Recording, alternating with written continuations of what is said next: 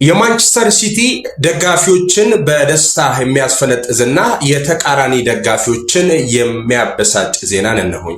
የ96ኛው ደቂቃ ሲኦል ለኤቨርተን፣ ገነት ለሲቲ። በእንግሊዝ ፕሪሚየር ሊግ ትላንት ምሽት የታየው ክስተት ከእግር ኳስ በላይም ነበር። እውነተኛ የልብ ትርታን የሚያፈጥን ድራማ።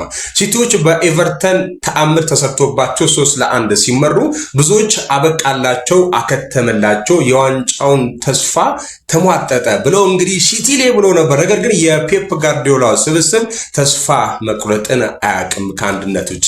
የዶኩ አስማት ዶኩ ጨዋታውን በጎል ከፍቶ በጭማሪ 96 ደቂቃ ላይ ስቴዲየሙን በዝምታ ያዋጠች ድንቅ ግብ አስቆጥሮ ሲቲን ከሞት አስነስቷል።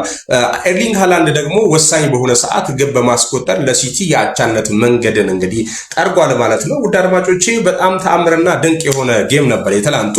ሲቲ ከኤቨርተን ጋር አቻ መሆኑ ለብዙዎቹ በጣም የሚገርምና የሚደንቅ ጊዜ ነበር። 3-1 እየተመሩ ያውም በባከነ ደቂቃ።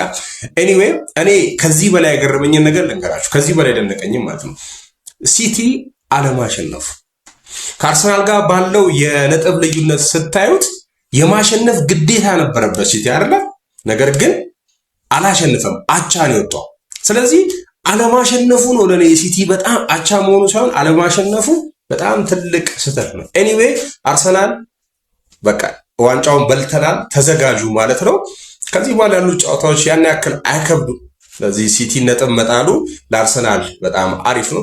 ሼር ይደረግ ማለት ነው። የሲቲ ደጋፊዎች፣ ሲቲ ፈንስ ኤኒዌይ እንኳን ደስ ያላችሁ። ከመሸነፍ አቻ መውጣቱ የተሻለ ነው።